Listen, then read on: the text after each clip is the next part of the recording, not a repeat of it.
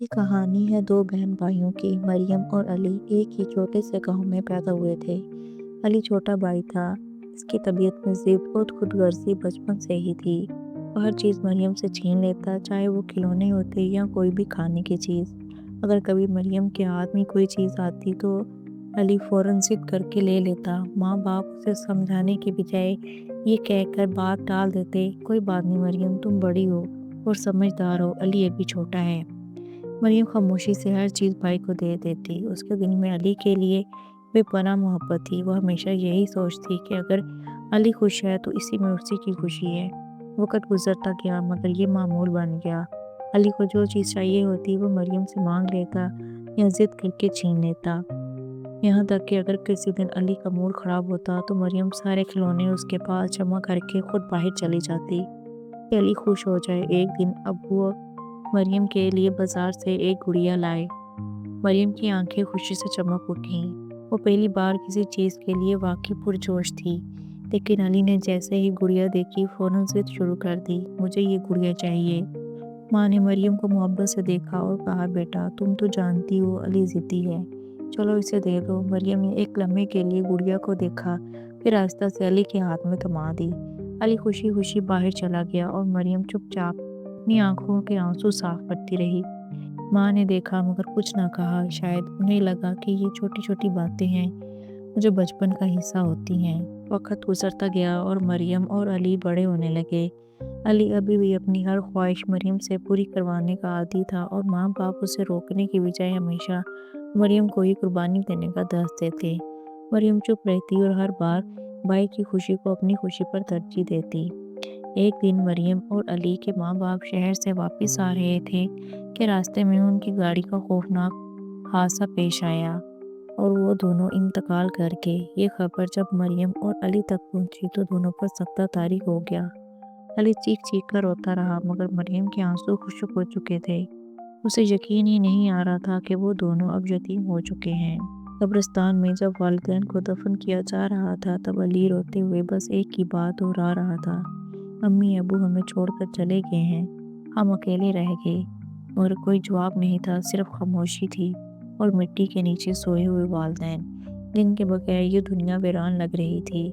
جب میت کے بعد عزیزوں و اقارب نے گھر میں جمع ہونا شروع کیا، مریم کو ایک عجیب حقیقت کا سامنا کرنا پڑا۔ کوئی ان دونوں کو ساتھ رکھنے کے لیے تیار نہ تھا۔ کچھ رشتہ داروں نے رسمی ہمدردی تو کی مگر ذمہ داری لینے کی بات آئی تو سب نے کوئی نہ کوئی بہانہ بنا لیا۔ ہم خود مشکل میں ہیں، ہم بچوں کو کیسے پالیں گے؟ علی ابھی چھوٹا ہے، اس کی دیکھ بھال کون کرے گا؟ مریم تو ہم رکھ سکتے ہیں لیکن علی کو رکھنا مشکل ہے۔ مریم یہ سب سن رہی تھی، اس کے دل میں شدید خوف بیٹھ گیا۔ اب ان کا کیا ہوگا؟ آخرکار گاؤں کے ایک بزرگ نے کہا، یہ دونوں بہن بھائی اپنے ماں باپ کے گھر میں رہیں گے، گاؤں والے ان کا خیال رکھیں گے لیکن یہ خود بھی کوئی نہ کوئی کام کریں گے۔ یہ سن کر مریم نے سر ہاں میں ہلا دیا۔ اگلے دن سے گاؤں کے گھروں میں کام کرنا شروع کر دیا۔ کبھی کسی کے برتن دھوتی، کبھی کسی کے کپڑے سیتی اور کبھی کھیتوں میں محنت کرتی۔ وہ کمزور تھی مگر بھائی کے لیے ہر تکلیف سہنے کو تیار تھی۔ علی اب بھی پہلے کی طرح ضد کرتا تھا، کبھی نیا جوتا مانگتا، کبھی کھانے میں کچھ خاص چیز کی فرمائش کرتا اور مریم ہمیشہ اس کی خواہش پوری کرنے کی کوشش کرتی۔ مریم کی زندگی اب بس ایک ہی مقصد کے گرد گھومنے لگی، علی کی ہر ضرورت پوری کرنا، چاہے اس کے لیے اسے اپنی نیند، اپنی بھوک یا اپنی خواہشیں کیوں نہ قربان کرنی پڑے۔ وہ دن بھر گاؤں کے گھروں میں کام کرتی، کھیتوں میں محنت کرتی اور جو پیسے ملتے وہ سیدھے علی کے ہاتھ میں رکھ دیتی، یہ لو علی، جو تمہیں چاہیے لے لینا۔ علی بھی وہی کرتا جو ہمیشہ سے کرتا آیا تھا، فرمائشیں، ضدیں اور اپنی خواہشات کا بوجھ مریم پر ڈال دینا۔ اسے کبھی احساس ہی نہیں ہوا کہ مریم دن بھر کن تکالیف سے گزرتی ہے۔ اس نے مریم سے کہا، مریم مجھے شہر میں جا کر پڑھنا ہے، یہاں کچھ نہیں رکھا۔ مریم چونک گئی مگر پھر جلدی سے مسکرا دی، ہاں کیوں نہیں، تم ضرور جاؤ گے، میں سب انتظام کر لوں گی۔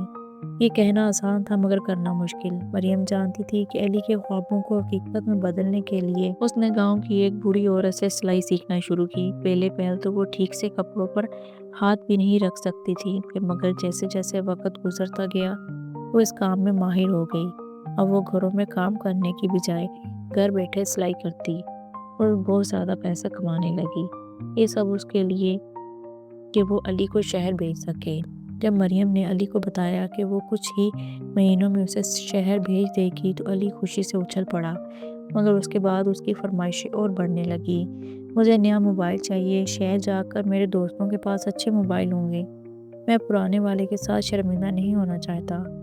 مریم نے بنا کچھ کہے سلائی کے پیسے جوڑ کر اسے نیا موبائل لے دیا۔ پھر کچھ دن بعد مریم، کالج کی فیس کے لیے پیسے بھیج دو ورنہ میرا داخلہ رہ جائے گا۔ مریم اپنے دوپٹے بیچ دیتی یا اپنے کھانے پینے میں کمی کر کے اس کی فیس کا بندوبست کر دیتی۔ علی کی زندگی میں سہولتیں بڑھتی گئیں اور مریم کی زندگی سے آرام ختم ہوتا گیا۔ اس کے ہاتھ سلائی کرتے کرتے زخمی ہو جاتے، مگر وہ رکتی نہیں تھی۔ علی جب بھی پیسوں کے لیے کہتا وہ بنا کچھ کہے، بنا کچھ سوال کیے پیسے دے دیتی، لیکن اسے نہیں پتا تھا کہ علی شہر میں ان پیسوں سے کیا کرتا ہے۔ وقت گزرتا گیا، مریم نے دن رات محنت کر کے علی کو شہر میں پڑھنے کے قابل بنا دیا۔ علی کی ضدیں اور فرمائشیں پہلے سے زیادہ بڑھ چکی تھیں۔ اب وہ نہ صرف اپنی ضروریات بلکہ اپنی عیاشوں کے لیے بھی مریم سے پیسے مانگتا۔ مریم، میرے دوستوں نے نئی گھڑیاں خریدی ہیں اور میں بھی لوں گا۔ مریم، یونیورسٹی میں سب اچھے برانڈز کے کپڑے پہنتے ہیں، میرے پاس کچھ اچھا نہیں۔ مریم، دوستوں کے ساتھ پارٹی ہے، اگر میں نہ گیا تو سب مذاق اڑائیں گے۔ اور مریم، وہ ہمیشہ کی طرح چپ چاپ پیسے بھیج دیتی، چاہے اس کے لیے اسے رات بھر جا کر کپڑے سینے پڑے یا پھر گاؤں والوں کے کھیتوں میں کام کرنا پڑے۔ ایک دن مریم نے فیصلہ کیا کہ وہ خود شہر جا کر علی سے ملے گی۔ علی کئی مہینوں سے اسے ملنے نہیں آیا تھا۔ مریم نے سوچا وہ اسے سرپرائز دے گی اور اس کے لیے کھانے کا کچھ سامان بنایا اور گاؤں سے نکل کر شہر چلی گئی۔ جب وہ علی کے ہاسٹل پہنچی تو دربان نے اسے اندر جانے سے روک دیا۔ یہاں باہر کھڑے رہو، علی صاحب کو بلواتا ہوں۔ علی صاحب؟ مریم کو عجیب سا لگا۔ کچھ دیر کے بعد علی آیا، مگر جیسے ہی اس نے مریم کو دیکھا اس کے چہرے پر خوشی کی بجائے جھنجھلاہٹ آ گئی۔ تم یہاں کیوں آئی ہو؟ علی نے غصے سے پوچھا۔ مریم کو یہ سن کر جھٹکا سا لگا۔ میں تو تمہیں یہاں خوش کرنے آئی تھی، سرپرائز دینے۔ مگر علی، وہ تو جیسے شرمندہ ہو رہا تھا۔ اس کی بہن جو گاؤں کے کپڑوں میں تھی اور سامنے کھڑی تھی۔ علی نے ارد گرد دیکھا جیسے ڈر رہا ہو کہ کہیں اس کے دوست اسے مریم کے ساتھ نہ دیکھ لیں۔ پھر وہ جلدی سے بولا، یہاں ایسی حالت میں کیوں آئی ہو؟ میں تمہیں پہلے ہی منع کر چکا تھا کہ مجھے یہاں تنگ مت کرنا۔ مریم کی آنکھوں میں آنسو آ گئے، مگر وہ کچھ نہ بولی۔ اس کے ہاتھ میں پکڑا کھانے کا برتن اس نے آگے کیا۔ میں تمہارے لیے کھانا بنایا تھا، آج تمہاری سالگرہ ہے۔ علی نے غصے سے برتن جھٹک دیا اور وہ زمین پر گر کر کھل گیا۔ کھانے کی خوشبو ہوا میں پھیل گئی، مگر مریم کے دل پر جیسے کچھ ٹوٹ سا گیا۔ یہ سب دیہاتی حرکتیں یہاں مت کرو، مجھے شرمندہ مت کرو، پلیز یہاں سے چلی جاؤ۔ یہ کہہ کر علی نے مریم کی طرف دیکھے بغیر دروازہ بند کر دیا۔ مریم وہی کھڑی رہ گئی، ساکت، بے جان، جیسے اس کی روح نکل گئی ہو۔ وہ ہاسٹل کے دروازے کے باہر کھڑی تھی، مگر علی نے ایک بار بھی پلٹ کر نہیں دیکھا۔ ہاتھ میں پکڑا خالی برتن زمین پر پڑا تھا اور مریم کو ایسا لگا جیسے وہ برتن اس کی اپنی شخصیت کی عکاسی کر رہا ہو۔ وہ دھیرے دھیرے قدموں سے پلٹی اور گاؤں واپس جانے کے لیے بس کے اڈے کی طرف چل پڑی۔ وقت گزرنے لگا، علی کا رویہ پہلے سے بھی زیادہ بدل چکا تھا اور وہ مریم سے بات بھی کم کرتا، صرف تب فون کرتا جب اسے پیسوں کی ضرورت ہوتی۔ مریم، اگلے مہینے میری فیس جمع کروانی ہے، یاد رکھنا۔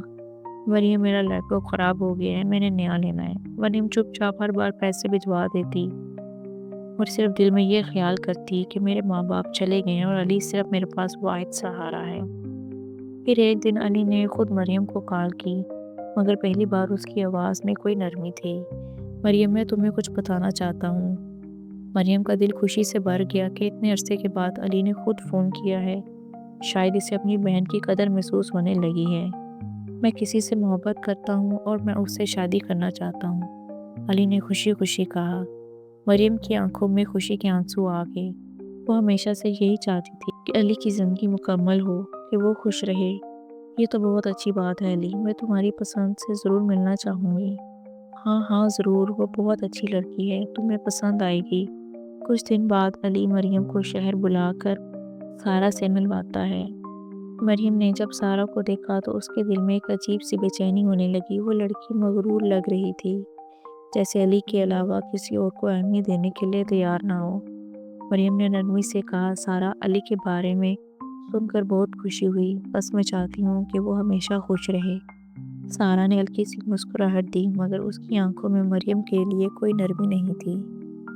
ہاں، علی نے مجھے بتایا ہے کہ تم نے اس کے لیے بہت کچھ کیا ہے، لیکن اب اس کی زندگی میں سب سے اہم میں ہوں، اور امید ہے تمہیں اس سے کوئی مسئلہ نہیں ہوگا۔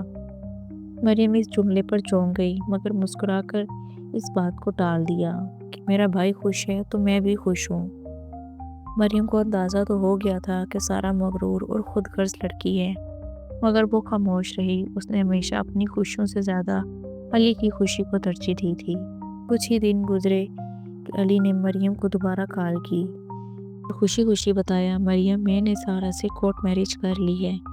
مریم کے ہاتھ سے سلائی کا کام گر گیا، وہ حیران اور صدمے میں ڈوب گئی۔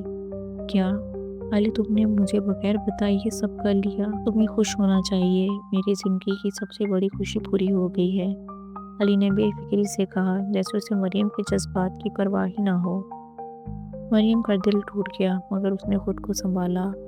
خوشی کی بات ہے علی، مریم، مجھے تم سے ایک اور ضروری بات بھی کرنی ہے۔ دیکھو، میں اور سارا نے فیصلہ کیا ہے کہ ہم گاؤں نہیں رہ سکتے۔ میں یہاں بزنس کرنا چاہتا ہوں، اور سارا کی بھی یہی خواہش ہے کہ ہم ایک اچھی زندگی گزاریں۔ اس لیے میں نے سوچا ہے کہ گاؤں کی زمین، گھر، سب کچھ بیچ کر شہر میں ایک اچھی جگہ سیٹ اپ بنا لوں۔ مریم یہ سن کر کچھ لمحے کے لیے خاموش ہو گئی۔ مگر ہمارا گھر، ماں باپ کی نشانی۔ مریم، جذباتی ہونے کی ضرورت نہیں، یہ سب کچھ بیچ کر ایک بڑا کاروبار شروع کر سکتا ہوں، اور سب سے اچھی بات یہ ہے کہ تم بھی ہمارے ساتھ شہر میں رہو گی۔ یہ سنتے ہی مریم کی آنکھوں میں خوشی کے آنسو آ گئے۔ کیا واقعی میں بھی تمہارے ساتھ رہوں گی؟ ہاں بالکل، تم میری بہن ہو، میں تمہیں اکیلا کیسے چھوڑ سکتا ہوں؟ بس تم گاؤں والوں کو سمجھا دو کہ زمین بیچنا ہمارے لیے بہتر ہے۔ مریم کے لیے یہ خبر کسی خواب سے کم نہ تھی کہ وہ ہمیشہ سے اپنے بھائی کے ساتھ رہنا چاہتی تھی، اور آج وہ دعا پوری ہوتی نظر آ رہی تھی۔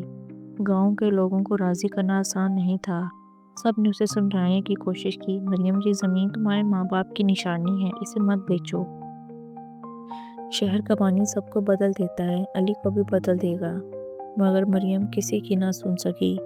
اس نے ہر بات کو نظر انداز کر دیا، کیونکہ اس کے دل میں بس ایک ہی بات تھی کہ وہ اپنے بھائی کے ساتھ رہے گی، اس کی خوشیوں کا حصہ بنے گی، اور اب شاید علی بھی اس کی پہلے کی طرح اہمیت دے گا۔ آخر کار زمین بک گئی، پیسوں کی ایک بڑی رقم علی کے ہاتھ آ گئی۔ اب سب کچھ بدلنے والا ہے مریم، اب میں تمہیں اچھی زندگی دوں گا، علی نے خوشی سے کہا۔ مریم بھی مسکرا دی، اسے لگا کہ شاید اب اس کی قربانیاں رنگ لے آئیں گی۔ علی نے گاؤں کی زمین بیچ کر ایک اچھے علاقے میں ایک فلیٹ خرید لیا اور چھوٹے کاروبار میں سرمایہ کاری کر دی۔ مریم جب پہلی بار علی کے نئے گھر میں داخل ہوئی تو خوشی سے اس کی آنکھیں چمک اٹھیں۔ کتنا خوبصورت گھر ہے علی، مجھے یقین نہیں آ رہا کہ ہم اتنے بڑے گھر میں رہیں گے۔ علی نے فخر سے سر ہلایا، یہ تو بس شروعات ہے مریم، دیکھنا میں بہت بڑا بزنس مین بنوں گا۔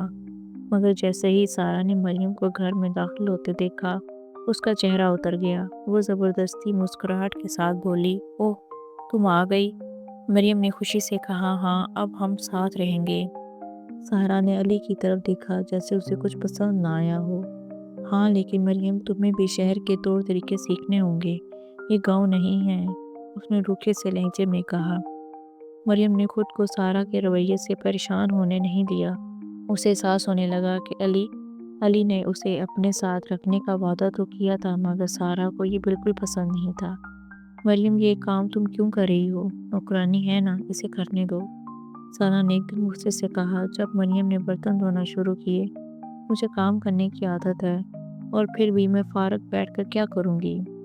مریم نے نرمی سے کہا۔ سارا نے ناگوارگی سے رخ موڑ لیا اور علی سے بولی، دیکھو علی، میں پہلے ہی کہا تھا مجھے گاؤں کے لوگ پسند نہیں، یعنی کس کو ساتھ رکھنے کی ضرورت نہیں، ہمیں پرائیویسی چاہیے۔ مگر سچ تو یہ تھا کہ سارا اسے برداشت ہی نہیں کر سکتی تھی۔ اب سارا ہر چھوٹی چھوٹی بات پر مریم سے الجھنے کی عادی ہو گئی تھی، پھر کبھی کھانے پر جھگڑا ہوتا اور کبھی گھر کی صفائی پر۔ مریم نے خود کو ہر ذلت کے بعد سنبھالا، ہر بار یہی سوچ کر شاید علی کو کبھی اس کی قدر محسوس ہو، لیکن سارا کی نفرت میں دن بدن اضافہ ہوتا جا رہا تھا۔ وہ علی کی خاموشی مریم کے دل پر زخم چھوڑ رہی تھی۔ پھر ایک دن سارا نے سب کو خوشخبری سنائی اور وہ ماں بننے والی تھی۔ جیسے ہی سارا نے علی کو یہ خوشخبری دی، علی خوشی سے جھوم اٹھا۔ سچ میں باپ بننے والا ہوں۔ علی کی آنکھوں میں ایک الگ ہی چمک تھی۔ وہ فوراً سارا کے قریب گیا اور اسے خوشی سے گلے لگا لیا۔ مریم نے بھی خوشی سے ہاتھ جوڑ کر دعا دی۔ سارا کی ماں بننے کی خبر کے بعد گھر میں جیسے مریم کی موجودگی مزید ناقابل برداشت ہو گئی۔ مجھے سکون چاہیے علی، مجھے اپنی زندگی میں کسی کی دخل اندازی پسند نہیں۔ میں ماں بننے والی ہوں، مجھے کسی ایسے شخص کا سایہ بھی نہیں چاہیے جو میرے بچے کے نصیب میں نحوست لے آئے۔ مریم نے حیرانی سے سارا کی طرف دیکھا۔ نحوست؟ میں تمہارے لیے نحوست ہوں؟ ہاں، کیونکہ جب سے تم ہمارے ساتھ آئی ہو کوئی خوشی مکمل نہیں ہوئی۔ علی جو پہلے سارا کی ہر بات کو برداشت کرنے پر مجبور لگتا تھا، اب اس کی ہاں میں ہاں ملانے لگا تھا۔ اور وقت گزرتا گیا اور مریم علی کے گھر میں ایک غیر محسوس وجود کی طرح رہنے لگی۔ پھر وہ دن آیا جب سارا کو ہاسپٹل لے کے جایا گیا۔ علی شدید پریشان تھا، ہاسپٹل کے چکر لگا رہا تھا، مگر جب مریم بھی کئی گھنٹوں کے انتظار کے بعد ڈاکٹر باہر آیا اور علی کو خوشخبری سنائی، مبارک ہو، آپ کے ہاں بیٹی پیدا ہوئی ہے، علی خوشی سے جھوم اٹھا اور فوراً کمرے میں گیا، اپنی بیٹی کو اٹھایا، پیار کیا اور سارا کو ملا۔ سارا بھی خوش ہو گئی اور اپنی بیٹی کو چومنے لگی۔ اتنے میں مریم کمرے میں داخل ہوئی اور مریم نے اس ننھی سی پری کو اپنی گود میں اٹھا لیا۔ اور یہ کتنی معصوم ہے، بالکل فرشتے جیسی، مریم نے پیار سے کہا، مگر جیسے ہی اس نے سارا کی طرف دیکھا وہ ناگواری سے رخ پھیر چکی تھی۔ رہنے دو مریم، تمہیں اس کے قریب آنے کی ضرورت نہیں، سارا نے غصے سے کہا۔ مریم کے دل میں ننھی سی بچی کے لیے بے حد محبت تھی۔ وہ چاہتی تھی کہ کم سے کم اس معصوم کو تو وہ محبت ملے جو وہ خود اپنے بھائی سے کبھی نہ ملی۔ ایک دن علی کام پر چلا گیا تھا اور سارا واش روم میں چلی گئی۔ اچانک بچی کے رونے کی آواز پورے گھر میں گونجنے لگی۔ مریم باورچی خانے میں کھڑی تھی، مگر جیسے ہی اس کے کانوں میں بچی کے رونے کی آواز پڑی، وہ فوراً بھاگتی ہوئی اس کے کمرے میں چلی گئی۔ ارے کیا ہوا میری گڑیا کو؟ مریم نے بچی کو نرمی سے اٹھا لیا اور پیار کرنے لگی، مگر بچی مسلسل رو رہی تھی۔ اسی دوران سارا واش روم میں تھی اور اسے کچھ پتہ نہیں تھا کہ باہر کیا ہو رہا ہے۔ مریم بچی کو سینے سے لگا کر چپ کروانے کی کوشش کر رہی تھی، مگر اچانک بچی کے رونے کی آواز مدھم ہونے لگی۔ مریم خوفزدہ ہو کر اسے دیکھنے لگی، بچی کا سانس اٹکنے لگا۔ یا اللہ، یہ کیا ہو رہا ہے؟ مریم گھبرا کر بچی کو پیٹ سے لانے لگی، بچی کی پیٹ سے لانے لگی، مگر وہ نیلی پڑنے لگی۔ اسی لمحے سارا واش روم سے باہر نکل آئی اور جو منظر اس نے دیکھا اس نے اسے آگ ببولا کر دیا۔ مریم تم کیا کر رہی ہو؟ سارا چیخی۔ مریم گھبرا گئی، مگر سارا نے مریم کی ایک نہ سنی۔ وہ دیوانوں کی طرح بھاگ کر آئی اور بچی کو مریم کے ہاتھوں سے چھین لیا۔ تم اسے مار رہی ہو؟ تمہیں میری بیٹی سے نفرت ہے نا، اس لیے تم نے موقع دیکھا اور نہیں سارا، خدا کے لیے میں تو بس… مریم کے الفاظ حلق میں ہی رہ گئی۔ اسی لمحے علی گھر میں داخل ہوا۔ یہ سب کیا ہو رہا ہے؟ علی نے غصے سے پوچھا۔ سارا نے روتے ہوئے بچی کو سینے سے لگا لیا۔ تمہاری بہن میری بچی کو مارنے کی کوشش کر رہی تھی علی کا چہرہ غصے سے لال ہو گیا۔ مریم میں نے ہمیشہ تمہارا ساتھ دیا، تمہیں اپنا سمجھا، اور تم نے میری بیٹی کے ساتھ یہ کرنے کی کوشش کی۔ مریم بے بسی سے علی کو دیکھا، آنکھوں میں بے گناہی کی فریاد تھی۔ علی میں تمہاری قسم کھا کے کہتی ہوں میں نے کچھ نہیں کیا، وہ بس خود ہی سانس لینے میں مشکل محسوس کر رہی تھی۔ مگر علی نے ایک پل کے لیے بھی اس کی بات پر یقین نہ کیا۔ بس بہت ہو گیا، میں اب تمہیں اس گھر میں مزید برداشت نہیں کر سکتا، نکل جاؤ یہاں سے۔ علی میں کہاں جاؤں گی، میں تمہاری بہن ہوں، مریم نے بے یقینی سے کہا۔ علی نے دروازہ کھولا اور مریم کا ہاتھ پکڑ کر باہر دھکیل دیا۔ اب تمہارے لیے یہ دروازہ ہمیشہ کے لیے بند ہے، علی نے سخت لہجے میں کہا اور دروازہ بند کر دیا۔ مریم کی آنکھوں میں آنسو بہنے لگے اور وہ اس گھر کے دروازے کو دیکھتی رہی جہاں کبھی اس نے اپنے خواب بسائے تھے۔ وہ بے یقینی کے عالم میں گلی میں کھڑی تھی، دل میں صرف ایک سوال گونج رہا تھا، کیا واقعی میرا اپنا بھائی مجھے چھوڑ چکا ہے؟ مریم دروازے کے باہر کھڑی رہی، دل ماننے کو تیار ہی نہ تھا کہ اس کا اپنا بھائی، جس کے لیے اس نے ساری زندگی قربانیاں دیں، آج اسے یوں بے دردی سے گھر سے نکال چکا ہے۔ رات کا اندھیرا پھیل چکا تھا، ٹھنڈی ہوا چل رہی تھی، مگر مریم کی آنکھوں سے بہتے آنسو اس کو کسی چیز کا احساس نہیں دلا رہے تھے۔ یہ کیسا انصاف ہے اللہ، میں نے تو ہمیشہ علی کی خوشی چاہی، پھر میرے ساتھ یہ کیوں ہوا؟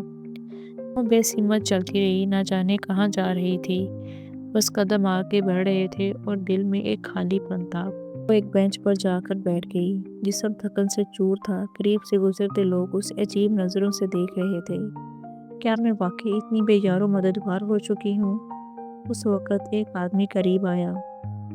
کہاں جانا ہے؟ میں لے جاتا ہوں۔ مریم خوفزدہ ہو گئی اور جلدی سے اٹھ کر دوسری طرف چلی گئی۔ یہ شہر کسی اکیلی عورت کے لیے محفوظ نہیں، مجھے خود کچھ کرنا ہوگا۔ وقت کسی کے لیے نہیں رکتا، نہ کسی کے بغیر زندگی تھمتی ہے۔ 4 سال بیت گئے اور علی کی زندگی میں سب کچھ معمول کے مطابق چل رہا تھا۔ علی کا کاروبار پھل پھول رہا تھا اور وہ ایک مکمل کامیاب بزنس مین بن چکا تھا۔ اچھے کپڑے پہنتا، مہنگی گاڑی میں گھومتا اور بڑی محفلوں میں شریک ہوتا۔ سارا بھی خوش تھی۔ اس کی بیٹی اب 4 سال کی ہو چکی تھی، ایک معصوم سی گڑیا وہ ہر وقت باپ کے پیچھے لپکتی رہتی۔ گھر میں ہر طرف خوشحالی تھی، کہکے تھے، مہنگے کھلونے، خوبصورت لباس، سب کچھ تھا۔ ایک عجیب بات تھی کہ ان 4 سالوں میں کسی نے بھی مریم کا ذکر تک نہیں کیا تھا۔ علی نے کبھی اس کے بارے میں جاننے کی کوشش نہ کی۔ سارا نے تو جیسے مریم کا نام ہی اپنی زندگی سے مٹا دیا تھا۔ وہ گئی تو گئی، ہمیں اس کے بارے میں سوچنے کی ضرورت نہیں۔ سارا نے علی کو بھی کئی بار سمجھایا اور علی نے بھی کبھی پلٹ کر نہیں دیکھا۔ شاید وہ اپنی زندگی گزار رہی ہوگی، یا شاید مجھے کیا فرق پڑتا ہے۔ علی نے دل میں سوچا اور خود کو مصروف کر لیا۔ سارا بھی مزے میں تھی، شاپنگ، پارٹیز، مہنگے زیورات، سب کچھ ایسے خواب کی طرح چل رہا تھا، مگر خواب ہمیشہ حقیقت نہیں رہتے۔ ایک دن علی کی کمپنی کو ایک بڑی ڈیل میں نقصان ہوا۔ کچھ غلط فیصلے، کچھ دھوکے اور کروڑوں روپے ایک لمحے میں ڈوب گئے۔ علی کو پہلے تو یقین ہی نہیں آیا، مگر جب بینک اکاؤنٹس کی سٹیٹمنٹ دیکھی تو حقیقت سامنے آئی۔ یہ کیسے ہو سکتا ہے؟ ہم تو ہر مہینے لاکھوں کا منافع کماتے تھے۔ سوال کا آغاز تھا۔ ایک کے بعد ایک کاروباری ڈیل ناکام ہونے لگی۔ مارکیٹ میں علی کا نام خراب ہونے لگا اور اس کے پارٹنرز نے ہاتھ کھینچنے شروع کر دیے۔ بینک نے قرضہ واپس مانگنا شروع کر دیا۔ پہلے گاڑیاں بکیں، پھر کچھ قیمتی زیور، سامان، اور یہ سب عارضی ہے، ہم ٹھیک ہو جائیں گے۔ علی خود کو تسلی دیتا رہا، مگر حقیقت مختلف تھی۔ اب سب اس کے ہاتھ سے نکل رہا تھا۔ کچھ ہی دنوں میں بینک نے آخری وارننگ دے دی، اگر قرضہ نہ چکایا تو گھر بھی بک جائے گا۔ یہ میرا خوابوں کا گھر ہے علی، میں اسے نہیں کھونے دوں گی، سارا نے چیختے ہوئے کہا۔ تو میں کیا کروں؟ جادو کر دوں کہ سب ٹھیک ہو جائے؟ علی نے غصے سے کہا، مگر دل میں شدید بے بسی تھی۔ پھر وہ دن بھی آ گیا جس کا علی نے کبھی تصور بھی نہیں کیا تھا۔ بینک نے آخری تاریخ دے دی اور علی قرضہ ادا نہ کر سکا۔ مسٹر علی، آپ کے پاس اب یہ گھر رکھنے کا کوئی حق نہیں، یہ اب گھر بینک کی ملکیت ہے۔ یہ جملہ سن کر علی کی دنیا اندھیر ہو گئی۔